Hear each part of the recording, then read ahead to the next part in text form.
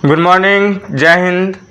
आज जो चलेंगे पार्ट 1 रिप्रोडक्शन चैप्टर मैंने स्टार्ट किया हूँ, क्लास 10th के लिए हैं। अदरवाइज भी किन्हीं की ज़रूरत के लिए 11-12 की भी ज़रूरत पड़ते हैं, उनके लिए भी हैं। तो हम बता दें कि पीछे जो पार्ट 1 है उसमें सिर्फ छोटी सी जानकारी मिला है। अब आगे इसके बारे में प्रक्रिया जारी किया जाता है और लैंगिक जनन तक पिछले पार्ट में हो चुके हैं। तो अब चलते हैं, अलैंगिक जनन किसे कहते हैं। अलैंगिक जनन और सेक्सुअल रिप्रोडक्शन किसे कहते हैं। तो आप लोग देख रहे हैं डायग्राम कुछ इस प्रकार से है कि अलैंगिक जनन और सेक्सुअल रिप्रोडक्शन का 4 पार्ट है। चारों पार्ट में देखिए, फर्स्ट में विखंडन है, दूसरा में मुकुलन है, तीसरा में अपखंडन है और फोर्थ में जो है, चौथा में जो है बीजाणु जनन है। ये 4 पार्ट जो है इसका जो है एक अलैंगिक जनन का होते हैं, जो आप लोग अभी इसके बारे में जानकारी लेने के लिए तैयार हो जाइए। तो पहला है विखंडन। तो सबसे पहले मैंने बता दिया अलैंगिक जनन किसे कहते हैं। मतलब उसमें क्या होगा, कोई भी युग्मक गैमेट्स भाग नहीं लेंगे, उसमें कोई भी गैमेट्स भाग नहीं लेंगे। गैमेट्स अर्थात स्पर्म एंड ओवम, ये दोनों में से कोई भाग नहीं लेते हैं, इसीलिए क्या कहते हैं, इसे अलैंगिक जनन कहते हैं। ठीक है, यह क्या है, एक लिंगी है। क्या है, एक लिंगी है। अब चलते हैं, पहला है फर्स्ट में विखंडन है। विखंडन के बारे में जानकारी ले लें तो पता चल रहा है विखंडन का भी 2 भाग हैं। एक द्विखंडन, द्विखंडन को द्विविभाजन भी कह सकते हैं, द्विखंडन को द्विविभाजन भी कह सकते हैं। और विखंडन का दूसरा पार्ट है बहुखंडन, जिसको हम विभाजन भी कह सकते हैं। अब मुकुलन का भी 2 पार्ट हैं, एक कोशिकीय मुकुलन है, दूसरा है बहुकोशिकीय मुकुलन है। अपखंडन और बीजाणु जनन, इस सभी के बारे में हमको आज 4 के बारे में पढ़ना है। तो मैं देखूं आगे कि क्या कह रहा है। तो विखंडन किसे कहते हैं, विखंडन किसे कहते हैं, तो आप लोग देख रहे हैं यहाँ मैंने दिया है विखंडन के बारे में जानकारी थोड़ा बहुत। तो विखंडन के द्वारा ही मुख्य रूप से एक कोशिकीय जीव जनन करते हैं। विखंडन के द्वारा ही मुख्य रूप से एक कोशिकीय जीव क्या करते हैं, रिप्रोडक्शन करते हैं। अर्थात क्या होता है, एक कोशिकीय जीव इसमें रहते हैं और ये क्या होते हैं, इसे क्या कहते हैं, द्विखंडन कहते हैं या ये विखंडन कहते हैं इसे। अब इसका कौन कौन ऐसे जीव हैं, कुछ जीवों का जो इसमें दिया हुआ है नाम, कुछ का दिया हुआ नाम जैसे अमीबा, पैरामीशियम और क्या है, शैवाल, जीवाणु, यूग्लिना, ईटीसी इत्यादि। मतलब ये सभी जो होते हैं ये क्या होते हैं, विखंडन के रूप में आते हैं। तो विखंडन किसे कहते हैं आप लोग को पता चल गया। विखंडन के द्वारा ही एक कोशिकीय जीव, सिर्फ ये हमको क्या याद रखना है, एक कोशिकीय जीव याद रखना है, एक कोशिकीय जीव, एक कोशिकीय जीव जनन करते हैं। क्लियर। अब आते हैं द्विखंडन किसे कहते हैं। अब इसका 2 पार्ट होते हैं, मैं यहाँ भी बता चुका हूँ। विखंडन का 2 भाग, एक द्विखंडन है, दूसरा बहुखंडन। इसे द्विविभाजन भी कहेंगे, बहुविभाजन भी कहेंगे। अब यहाँ भी मैंने लिख दिया द्विखंडन, विखंडन का 2 भाग, एक द्विखंडन और दूसरा बहुखंडन। अब ये कुछ प्रकार का ये फिगर है, ये फिगर के बारे में हम जानने के लिए तैयार हैं। ये अमीबा का फिगर है, जो किस प्रकार ये अपना संतति का जो है जन्म देते हैं, इसके बारे में हम जान लेते हैं। वैसा विभाजन क्या कहता है, वैसा विभाजन जिसके द्वारा एक व्यष्टि मतलब व्यष्टि क्या होता है, इंडिविजुअल। ठीक, एक व्यष्टि से खंडित होकर 2 का निर्माण करता है। किसका, 2 का। अब मेरा पॉइंटेड हो गया क्या, यहाँ देखिए, यहाँ क्या कह रहा है, दुई कह रहा है। क्या कह रहा है, दुई। दुई मतलब ही होता है 2। अखंडन मतलब क्या होता है, टुकड़ा। द्वि मतलब दो, अखंडन मतलब टुकड़ा। अर्थात इतना जानिए इंडिविजुअल में कि जो उसको तोड़ के दो को बना देगा उसे क्या कहेंगे? द्विखंडन कहेंगे। अब बहुखंडन में क्या होगा? दो से अधिक बनाएंगे। क्या बनाएंगे? दो से अधिक बनाएंगे, उसे क्या कहेंगे? बहुखंडन। तो पहले मैं अभी द्विखंडन के बारे में जान लूँ, फिर से एक बार रिपीट करता हूँ। ऐसा विभाजन जिसके द्वारा एक व्यष्टि क्या होता है? खंडित होकर, एक व्यष्टि से खंडित होकर वही दो का निर्माण करता है, दो व्यष्टि का निर्माण करता है, उसे मैं क्या कहता हूँ? द्विखंडन कहता हूँ।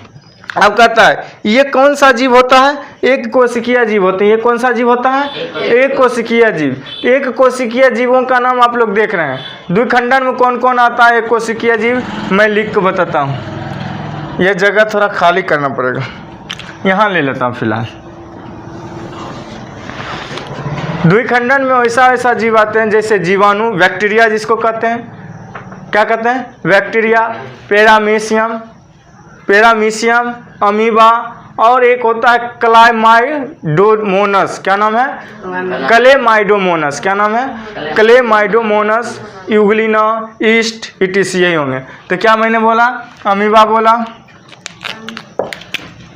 बोला, पैरामीशियम बोला, जीवाणु बोला, यूग्लिना बोला, ईस्ट बोला।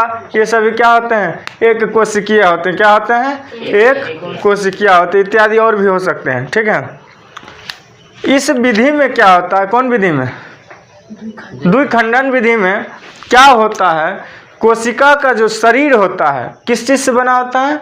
सेल से बना होता है। तो हम लोग शरीर भी बोल सकते हैं या क्या बोल सकते हैं? कोशिका भी बोल सकते हैं। तो हम ये बोल सकते हैं कि इस विधि में कोशिका या संपूर्ण शरीर, क्या करें?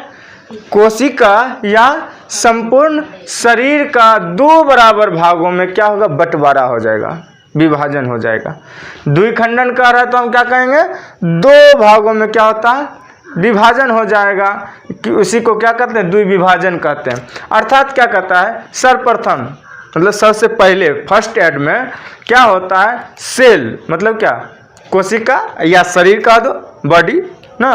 तो क्या कहेंगे? सर्वप्रथम कोशिका जो होता है ना, शरीर वृद्धि करके परिपक्व हो जाता है, मतलब शरीर को वृद्धि कर लेता है। और एक उम्र हम लोग भी हैं, बच्चे से जवान होते हैं, जवान से क्या होते हैं? बूढ़े हो जाते हैं। उसी तरह वो अपने शरीर को क्या कर लेता है?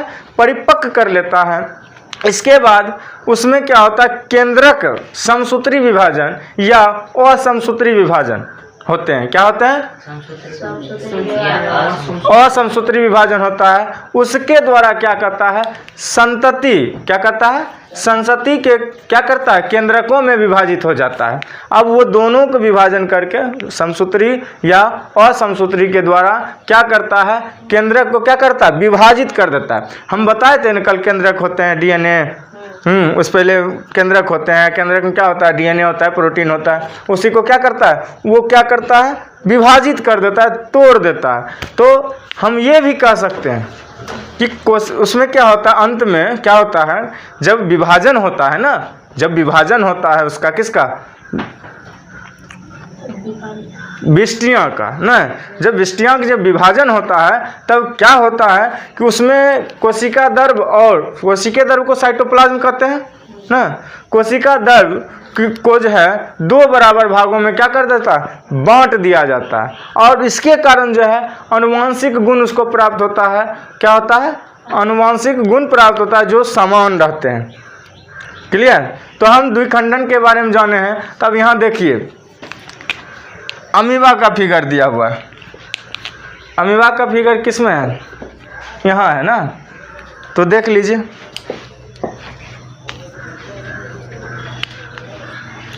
इसमें क्या होगा? यहाँ देख रहे हैं ये भाग क्या है? इंडिविजुअल होगा। इसके बाद नेक्स्ट भाग देखिए, ये क्या कर दिया है? कुछ तोड़ा है ना, विभाजित किया है दो भाग में। यहाँ देखिए तो यहाँ से आधा बुझा रहा है, और यहाँ बढ़ा के यहाँ थोड़ा बड़ा किया है, यहाँ आके क्या कर दिया? दो भाग में बांट दिया। यही हुआ संतति का निर्माण। क्या हुआ? संतति का निर्माण। क्या हो गया? संतति का निर्माण। फिगर भी आप चलो अब देखिए, अभी आ रहे हैं हम पीछे हो गया है विखंडन का दो पार्ट है, एक जो है द्विखंडन है, दूसरा है बहुखंडन। हाँ बोल, मैं बता दूं द्विखंडन का दो पार्ट है, विखंडन का दो पार्ट, एक द्विखंडन बहुखंडन। द्विखंडन के बारे में मैं पढ़ चुका हूँ अभी। अब दूसरा जो है बहुखंडन है, जिसे मैं क्या कहता हूँ, बहु विभाजन। क्या कहता हूँ, बहु विभाजन कहता हूँ, जिसे मैं अब उस वक्त भी मैंने बोला था, दो बोलेगा ना द्विखंडन तो दो को टूटेगा।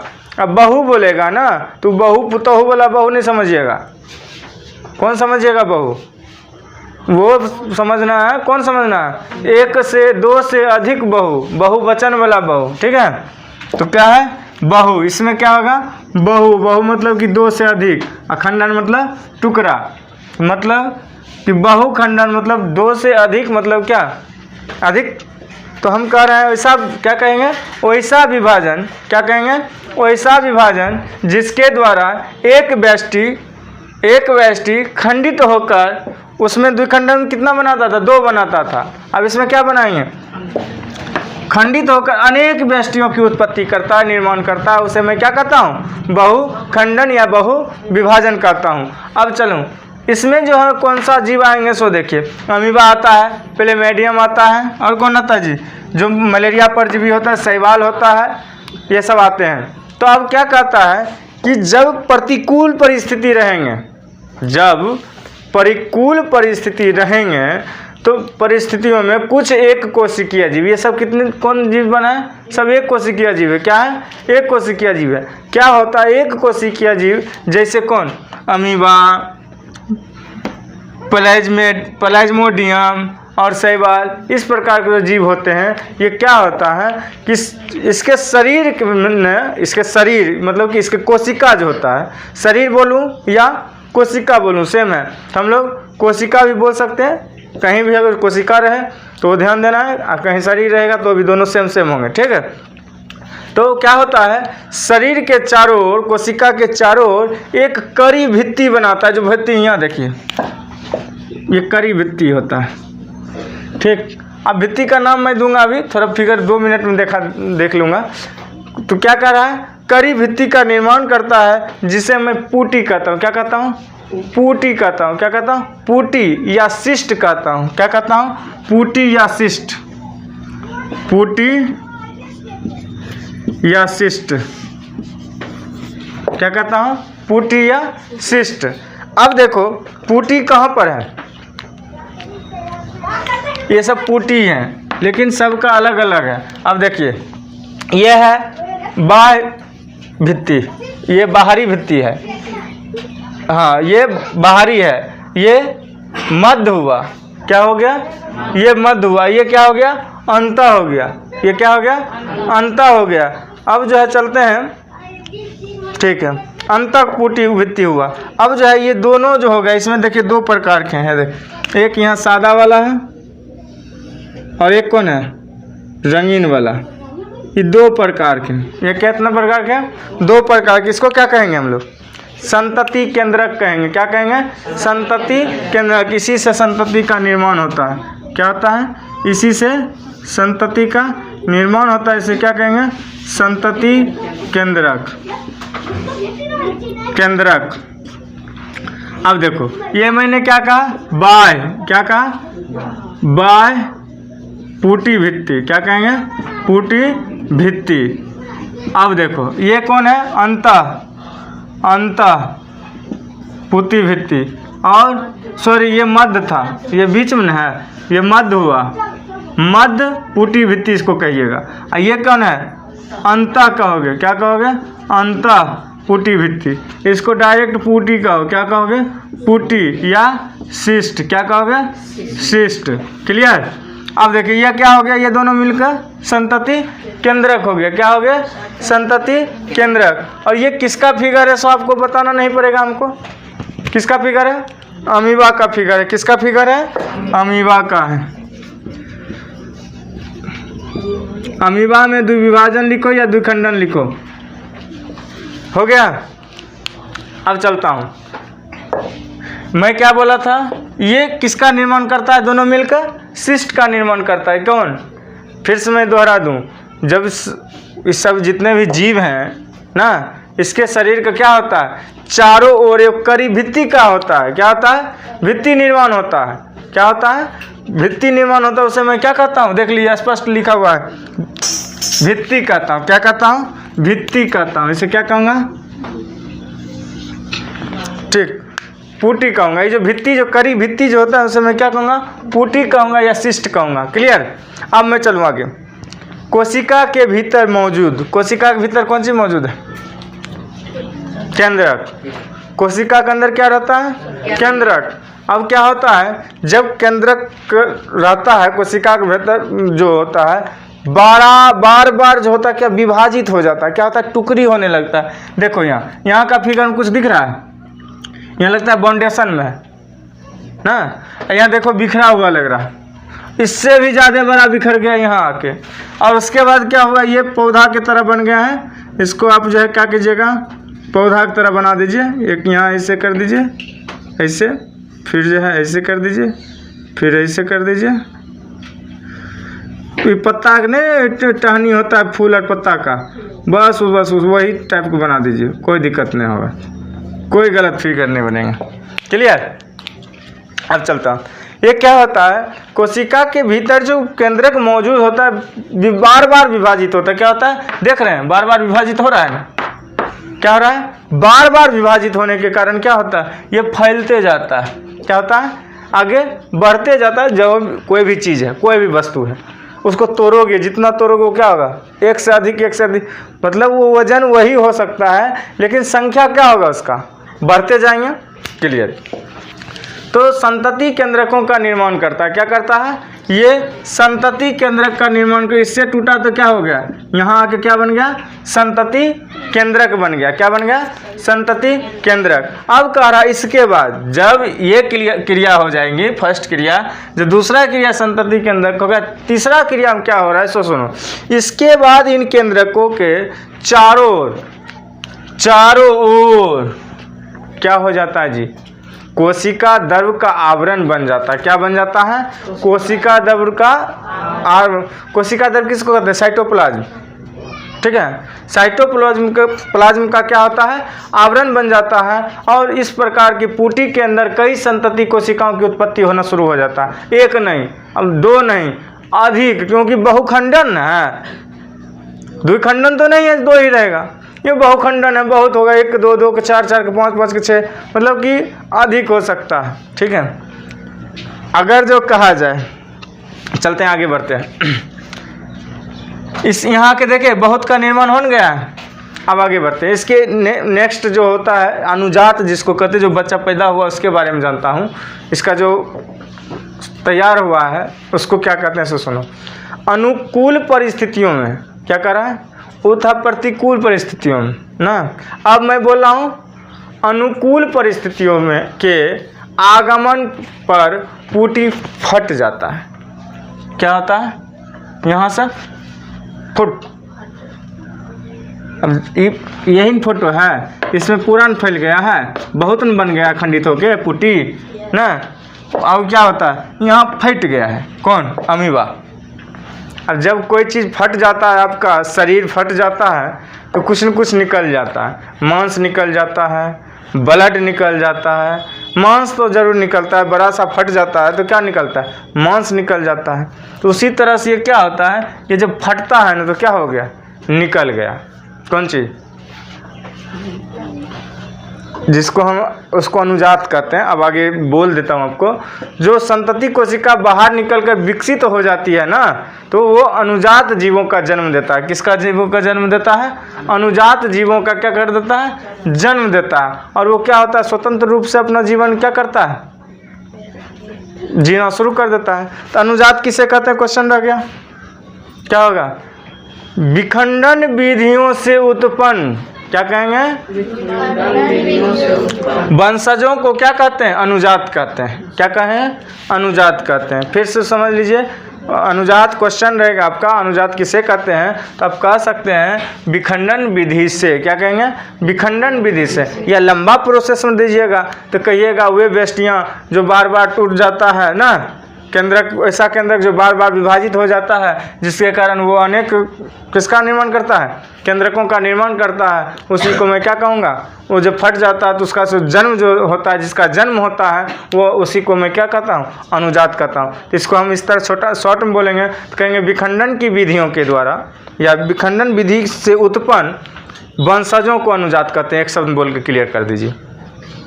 अब इससे भी आगे एक है, जब खंडन में क्या कहा, जब खंडन हुआ, इसका क्या हो गया, खंडन हुआ, टुकड़ा हुआ है, इसका विभाजित किया गया है। तो खंडन में जीव के संपूर्ण, जीव का क्या हो गया, संपूर्ण शरीर का जो विभाजन हो जाता है, क्या हो जाता है, संपूर्ण शरीर का क्या हो जाता है, टुकड़ी विभाजन हो जाता है। तो विभाजन के बाद जो जनक जीव क्या हुआ, जो जनक जीव पैदा होता है, मतलब क्या होता है, निकलता है, उसे क्या कहते हैं, अनुजात कहते हैं। और वो क्या करता है, अपने ये जो दुनिया है उसमें क्या करने लगता है, उत्पन्न हो जाता है, और वही क्या होता है,